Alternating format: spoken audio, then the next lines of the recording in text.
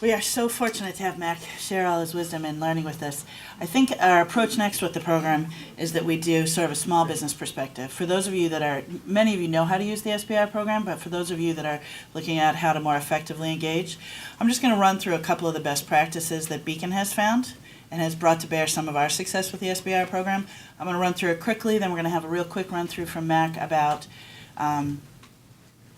the criteria upon which proposals are evaluated, so that when you listen to the 37 topics being described, you have a sense of how to measure yourself, or sort of a frame of reference to evaluate whether the topics are meaningful for you or not. So both of us will be around more. Mac will give a more in-depth presentation on the evaluation criteria and such during lunch, but I'll give you a quick overview right now of our thoughts. And feel free to talk to myself or my partner, Mike McEwen, about anything that's in our slides. So running through this quickly, a little bit about our company. We're over 20 years old, and for the first 9 or 10 years we worked in the private sector. It was really fun being a software company in the private sector until 2002. I know there's a couple software companies here. I think maybe probably you felt the 2002 tech bubble burst. It was a very, very bad, terrible time. So we used the SBIR program as a way to pivot into a new market space. We took our expertise, we took what we were able to do for our private sector customers and brought it to bear for the Navy. Because of getting involved with the SBIR program, we now have 10 or so, maybe 11 years later, we have 3 product lines. So we sell energy management systems, maintenance and logistics systems, and program management. So we have products in each of these product lines. We have 100% transition of all our SBIR investments from phase 1 to 2.5 or CRP, whatever it's called, to 3. We've done really interesting things with reachbacks. This has been a really positive experience for us working with NAVSEA, and so much of it guided by Mac's vision and how to do different things. So I thought I'd share with you sort of the 3 things that we think about as a small business when we engage with SBIR. And the 3 categories that I'd recommend to you is that you look at pursuit, delivery, and transition. So pursuit is which SBIR topics are right for us and how should we propose. So, I'm going to speak to you also with the perspective of a software company. There's something funny about being a software company. You can write software for anything. So, it can fill you up and you can get kind of arrogant with the, I can write anything, It's a really bad thing to be all things to all people. So focus on what you want to do. When we looked at the SBIR program, the first topic that we did was on the DDX program. And remember that every SBIR topic is, for the Navy, is connected to a program. So to be clear, they tell you what we need. They tell you why they need it. They tell you who will buy it. They will fund you to build it. And then if you build it right, they'll buy it from you. Mike and I were like, this is awesome. So we get involved with the DDX program, right? And we do this maintenance topic. And we said, look at all these software topics that are out. There's so much more than just this one that we wrote on outside of PEO ships and outside of NAVSEA. But we said, we're a small business. And to be clear, the DoD and the Navy is a labyrinth that is hard to track through. So we said we're going to focus on PEO ships, on DDX program, and topics that have to do with maintenance and logistics. We're going to get a toehold. We're going to figure out how this works. I would recommend that when you look at SBIR topics, that you focus on what your expertise is and what your customer is that you want to go after, and you don't try to be everything to everybody kind of thing. Let's see, what else did I tell you about? Do we know what they're looking for and who they are? You got to be really careful also that when you read a SBIR solicitation, I am guilty of this all the time. You said you see the world through the submarine lens, Mac. I'm sure we all see the world through our own lenses. And I look at a topic and go, oh my God, this is what we could do and this is what we should propose. And then I talk to someone in that space and go, wow, they weren't thinking that at all. And sometimes that's a good thing because you're the flyer and you're the outside innovation.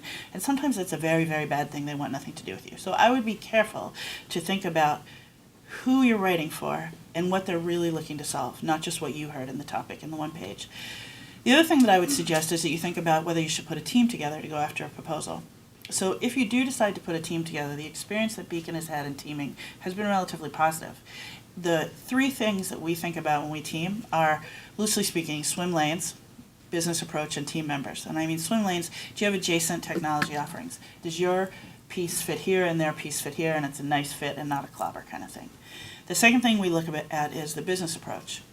So is the company we're teaming with going after the same kind of business we are? Are they aggressively leaning forward to build products? Are they making sure that they get all their people billable? There's different business models, and you want to be really careful about the business approach. And the third thing you want to think about is the team members. If you can't get along with your team and their team doesn't jive and doesn't work like a mesh team, then don't do the teaming. Our experience is if you don't have all three of these things, don't bother. Like, stay friendly and do whatever, but you have to have these three characteristics. Delivery, how to efficiently execute on R&D efforts funded by SBIR. So there's three things that have been important to us in our success. Compliance with contract deliverables is the first one. Dan, maybe you and Bonnie could speak to this one a lot more than I could, but I want to be very clear how important it is to read your contract. Seriously, we'll do like a whole session on this with you guys sometime. But to read your contract and make sure you know what's expected of you. Don't assume like we don't have time for stories. I have funny stories if anybody wants to hear. But having said that, make sure that you know exactly what they're looking for and that you're delivering on time. Even if it doesn't feel like it's a tight deliverable, make sure that you're hitting everyone and you're communicating about it. The second thing that I would emphasize for you is your relationship with your SBIR and your, it's a little slang, with your SBIR and program points of contact. So stay in touch with your TPOC, make sure that you're connected with the program office, the SBIR representatives that are here, but also make sure that you are in touch with your program office, the people that were listed as the acquisition program on the topic when you first wrote in. Make sure that you stay in touch with them. Their needs evolve and change. Make sure that your R&D evolves and changes. Make sure that they're aware of you so that when they see other opportunities, the things that Mac just talked to us about how when you're in there you can be responsive with maybe a reach back, that you know who they are and what they might want. The other piece that has worked out really well for Beacon is that we reach beyond the program office, the SysCom, the NAVSEA system command, and we reach out and connect with our U.S. Fleet Forces Command customers, which is a difficult thing to do, but you can do it if you are persistent and you know you're looking for it. So I would recommend that the best way to execute on your Phase 1 and Phase 2 funding after you've delivered all your contracts to your CDROs is to make sure you keep your relationship strong and stay connected. The other thing is, and this is sort of underscoring both those points, well, maybe the second one more than the first, it's an attentiveness and agility throughout the project. And my partner Mike often says, this is the in-motion pivot. When you're engaged and you're working and you have like this 1 to 2 year development effort, that you're talking to the people that are doing it so you know that if their mind has changed from when they wrote the topic, that was maybe 1.5 years ago, depending on what stage you're in the Phase 2, that you're tracking with where they're going and you pivot to still extending and deriving from the initial piece, but it's R&D, so stay in touch with your customers so that you can be responsive to them. These are the things that have been useful for us. The third thing, when you talk about transition, how do you successfully insert the resulting technology from your SBIR efforts into Navy programs? This is an art form. This is something that your SBANE colleagues here, your prime colleagues here, your MEP folks, they can talk to you a lot about. But the three things that I would have you think about is find out who needs it, when they need it, and why. And don't assume that this is an obvious answer or a static answer. Make sure that when you find out who needs it, it's not just who's listed on the program piece, but who individually within that needs that, right?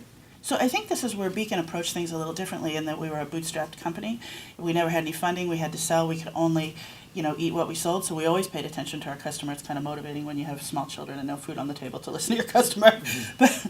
But this is a different thing than an R&D, and I want you all to remember that small business innovation research isn't just research. It's small business innovation research. Make sure you pay attention to the business of it. So make sure you know who needs it, when they need it, and why. When has to do with program deliverables and contracts and budget cycles, and I can't even believe that as a small business, I'm often affected by when Congress signs into, that's just absurd to me. But nonetheless, figure out when they need it, and there's many factors that affect that, and why. And remember that why can also be what Mac was just talking about, the $4.5 million that they may want to get in incentives. So make sure that you're paying attention to not only what you need to deliver, but policy and legislation that's out there. So let's see, what else do I have to tell you? Oh, this is my summary. Learn. Learn all the time. Learn every day. Don't think you know it all because you never do. There's way more to learn. So continuously learn. The marketplace is always changing. One of the ways that I'd recommend you do that is you get involved with SBANE. And I really highly recommend that you join Bob and Jack's committee. When Beacon first started getting involved in SBIR, it was a brand spanking new world, and we kind of did the deep dive, So join in the SBIR group of companies in what was then called the High Tech Committee. It was really useful and educational. So join industry associations, and I'd heartily recommend SBANE's Technology and Innovation Committee. I got to call it the right committee now. Plus, I understand there's leadership potential. I'm just saying. The other thing that's worked really well for Beacon is small business advocacy. So I want to be clear. It's not just going to learn. Make sure that you give back. Make sure you advocate for small business interests in the country. This is something that has worked out really well for Beacon. Last week we had kind of a banner week. On the left side there you see us with the Small Business Administrator, Maria Contreras-Sweet. She invited Beacon to be one of 14 companies to present SBIR to Congress. The day after that, I was asked to give testimony at the House Small Business Committee on empowering small business advocates. Here's what happens. I want to point out who's in these pictures. That's the Small Business Administrator. That's the Office of Innovation Policy people. That's the chair of the House Small Business Committee and the ranking chair of the Senate Small Business Committee.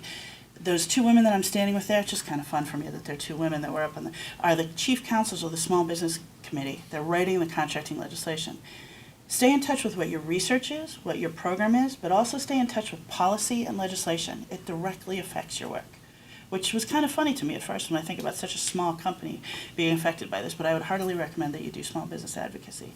If you have any questions about how to do that, you can certainly talk to SBANE has a Government Affairs Committee, Bob, or I can maybe talk to you a little bit about that.